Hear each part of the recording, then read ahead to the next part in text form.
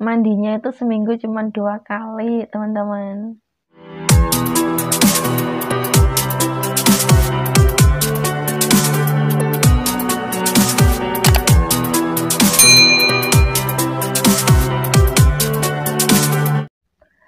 Assalamualaikum warahmatullahi wabarakatuh. Halo teman-teman semuanya, jumpa lagi dengan saya Bunda Audrey. Di video kali ini aku ingin cerita-cerita lagi ya teman-teman. Maaf kata sharing tentang pengalaman kerja aku di Taiwan ya.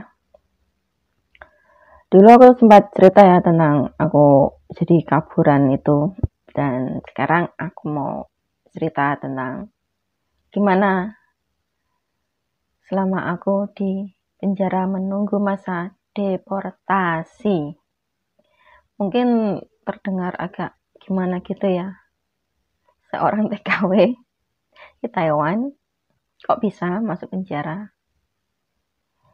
Ceritanya tuh gini teman-teman ya, itu aku di penjara bukan karena kasus kriminal atau apa ya, itu cuma menunggu masa deportasi. Karena kalau yang dulu itu meskipun menyerahkan diri ataupun tertangkap, prosesnya sama saja. Untuk menunggu masa kepulangan atau deportasi, itu kita harus di penjara dulu, nggak bisa nunggu di luar.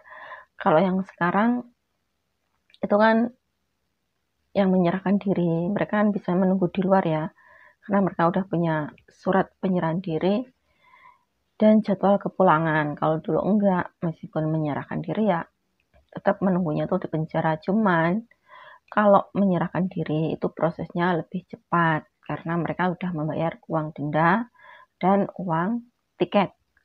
Beda dengan yang tertangkap seperti aku dulu. Kalau tertangkap itu prosesnya nunggunya tuh agak lama. Dulu aku menunggunya tuh dalam penjara 40 hari teman-teman. Tepat 40 hari setelah aku tertangkap itu di dalam penjara menunggu masa deportasinya itu. Dan kehidupan di dalam penjara itu gimana ya?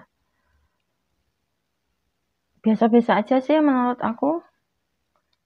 Ya cuman makan sama tidur, cuman yang bikin kita agak risih itu apa ya? Mandinya itu seminggu cuma 2 kali, teman-teman. Itu dulu aku mandinya tuh seminggu 2 kali, aku masih ingat betul tuh cuman hari Selasa dan Jumat jadwal untuk mandi. Kalau keinget tuh banyak gimana ya, pengen ketawa tapi juga sedih, nyesel, campur aduk pokoknya. Dan untuk makan rutin juga, baik juga makanannya sehari 3 kali ya, pagi, siang, malam. Dan makanannya itu juga bukan yang asal-asalan, sama aja seperti kita kerja gitu dikasih makan ya sayur, lauk, apa lengkap semua ya. Cuman kalau pagi itu sarapannya cuma manto, nggak pernah ganti selain itu. Dan minumnya dikasih sari kedelai, kalau nggak gitu kasih teh susu gitu. Dan untuk kegiatan selama dalam penjara itu ya apa ya, terkadang kita dikasih jadwal untuk kerja bakti, membersihkan area dalam sel gitu ya. Penjaranya tuh jadi satu teman-teman, laki-laki perempuan, laki-laki dan perempuan itu jadi satu. Nggak cuma orang Indo aja, orang Indo, Vietnam, Thailand, Filipina, semua jadi satu, khusus yang itu orang-orang kaburan ya, pekerja ilegal swasta yang sudah tertangkap ataupun yang sudah menyerahkan diri. Dan untuk jadwal kerja bakti itu tiap sel nggak sama teman-teman, biasanya dibagi ya dalam 1 minggu itu, satu ruang itu ada berapa sel. Nah, untuk kerja baktinya hari misalkan hari Senin gitu sel nomor 1, nanti Selasa ganti sel nomor 2. Jadi itu bergantian karena satu sel itu berisi kurang lebih, waktu aku di sel aku itu 12 orang ya, dan ruangannya juga nggak begitu luas ya, namanya juga di penjara. Mungkin ya kayak apa, kamarku ini ya seluas kamar ini lah, kamar nenek dan aku ini ya, kayaknya kurang lebih ya segini. untuk 12 orang dan di dalamnya itu sudah ada toiletnya, teman-teman. Dan untuk toiletnya itu jangan kaget ya, nggak ada penutupnya sama sekali. Toilet jongkok tanpa penutup. Jadi gimana cara kita untuk mengantisipasi saat kita mau BAB maupun kencing. Kencing dan BAB ya di situ, nggak bisa keluar dari sel. Dan di dalam sel itu ada kamera CCTV. Di depan lagi lihat para penjaga, mereka tuh setiap saat 24 jam melihat CCTV itu. Dan kita perempuan-perempuan harus pintar-pintar mengantisipasi gimana caranya biar nggak kelihatan CCTV. Jadi kita minta kardus-kardus yang nggak kepake gitu ya dari penjaga buat penutup sendiri seadanya. Dan dalam itu nggak ada air buat cebok apa tuh, nggak pakai air teman-teman. Cuma dikasih tisu dan tisunya pun juga terbatas ya dari mereka penjaga ya. Misalkan habis ya kita harus minta lagi. Kayak gitu. Kehidupan di penjara ya cuman gitu itu aja sih. Kalau nggak ada kegiatan kerja bakti bersih-bersih itu ya cuman makan sama tidur gitu aja di dalam sel. Kencing BAB ya di dalam sel, terkecuali kalau waktunya mandi baru dikeluarkan dari dalam sel. Itu nggak bareng pagi-pagi gitu, jadwal mandi Selasa hari Jumat gitu bergantian, nanti salah satu dikasih waktu berapa orang berapa menit gitu harus sudah selesai. Dan mandi itu nggak boleh lama-lama ya, jadi satu kamar mandi gitu biasanya 2 orang, cepet-cepetan agar kita biar bisa mandi lebih segar fresh kayak gitu. Setelah habis mandi ya masuk ke dalam sel lagi.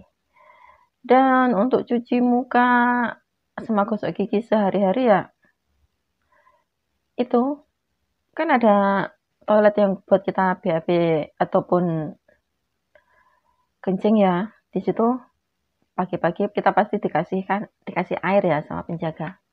Di antara air tuh buat gosok gigi sama cuci muka. Terbatas sekali sih kalau soal itu emang.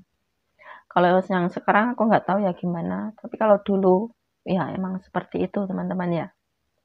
Pengalamanku yang nggak bisa dilupakan selama di penjara itu. Kadang kalau keinget gitu ya, pengen tertawa, pengen ya sedih, menyesal, kok bisa gitu. Kenapa dulu aku memutuskan untuk kabur? Nyesel, sebenarnya nyesel. Kenapa harus kabur? Padahal kalau kita bisa bertahan, nggak mungkin lah bisa masuk penjara gitu. Tapi ya di balik semua kejadian itu ada hikmahnya juga sih. Bersyukur banget aku pulangnya sebelum tahun 2006, jadi aku masih bisa kembali ke Taiwan lagi sebagai pekerja resmi sampai sekarang. Ya itulah keuntungan aku. Kalau mungkin aku kabarnya itu masih dalam suasana aman, nggak tertangkap, lewat dari tahun 2006, ya mungkin aku udah nggak bisa kembali ke Taiwan lagi teman-teman. Apa boleh buat karena ketentuan yang sekarang, peraturan Taiwan yang sekarang itu kalau kaburan, entah itu tertangkap ataupun menyerahkan diri, sudah tidak bisa balik ke Taiwan kerja lagi, terkecuali menikah dengan orang Taiwan. Dan meskipun menikah dengan orang Taiwan tuh nggak bisa langsung balik masuk Taiwan lagi ya. Ada batasan waktunya sendiri dan harus dari pihak keluarga di Taiwan, maksudnya suami ataupun istrinya itu pengajuan ke pemerintah Taiwan gitu untuk membuka blacklistnya biar bisa masuk lagi. Seperti itu. Dan satu pesan aja buat teman-teman yang bekerja resmi, jangan sampai mengambil keputusan kabur ya seperti aku. Karena apa? Pasti ya kalian akan menyesal. Aku sering ketemu ya teman-teman yang kaburan tuh waktu di Ilan dulu ya. Sering diajak ke lisan, sana kan banyak sekali ya orang kaburan. Hampir 90% mereka tuh bilang kalau mereka tuh menyesal. Benar. Karena apa? Mungkin yang kerja gaji tinggi, mereka senang ya rutin gajinya gitu loh, maksudnya gajinya tinggi terus tiap bulan rutin tanpa ada hambatan apapun gitu, mereka pasti senang, nggak akan pernah menyesal kalau yang kayak gitu. Tapi yang gajinya pas-pasan, terus kadang 1 bulan kerja 2 bulan nganggur gitu, terus gajinya susah nggak dikasih sama majikan, itu pasti mereka akan menyesal banget. Dan sering juga aku baca komentar dari teman-teman yang kaburan yang udah pulang gitu, mereka tuh pengen balik ke sini tapi apa boleh buat, udah nggak bisa, menyesal juga pasti itu. Dan buat teman-teman yang kaburan, satu pesan, hati-hati kalau kerja ya, karena apa, kita sebagai seorang kaburan tuh nggak punya fasilitas apapun, perlindungan apapun udah nggak punya, jadi harus bisa-bisa menjaga diri. Kalau sakit dijaga benar-benarnya, cepat berobat, meskipun nggak punya askes harus memberanikan diri lah ya. Kalau misalkan sakitnya parah ya udah, lebih baik pulang aja, jaga kesehatan kita. Kesehatan kita tuh lebih mahal daripada uang. Uang bisa dicari, tapi kalau kesehatan kita nggak bisa, mahal banget harganya. Apalagi kalau berobat di Taiwan itu benar-benar mahal. Sayangi diri kalian ya, teman-teman. Bukan apa-apa. Karena apa? Aku udah merasakan sendiri. Bekerja sebagai seorang kaburan, kerja ilegal swasta tuh kayak apa. Belum lagi nanti kalau yang tertangkap kerja baru kabur, misalkan kerja baru 1 bulan 2 bulan kabur, tertangkap masuk penjara, gimana, belum dapat apa-apa kan, itu udah 1 bulan kerja. Aku dulu waktu masuk penjara pernah loh ketemu sama teman, dia baru kabur sehari, belum juga kerja, baru keluar dari majikan, menunggu jemputan agen kaburan untuk berangkat kerja, udah tertangkap. Nyesel nggak? Pasti nyesel banget dia, masih ingat bener itu. Jadi ya, selagi kita masih bisa bertahan, seberat apapun kerjaan kita, bersabar dulu untuk sementara waktu. Kalau misalkan kita bisa pindah ya pindah aja, carilah jalan keluar yang terbaik teman-teman ya. Itu aja sih pesan aku, jangan sampai mengalami nasib yang sama seperti aku dulu ya, penyesalan di akhir cerita. Oke teman-teman, ceritaku sampai di sini dulu aja ya. Itulah sepenggal cerita aku selama di penjara 40 hari. Buat teman-teman semuanya, terima kasih yang udah mau menonton video aku, dan yang belum, jangan lupa tekan tombol like, comment, dan subscribe. Sampai ketemu lagi di videoku selanjutnya. Assalamualaikum warahmatullahi wabarakatuh.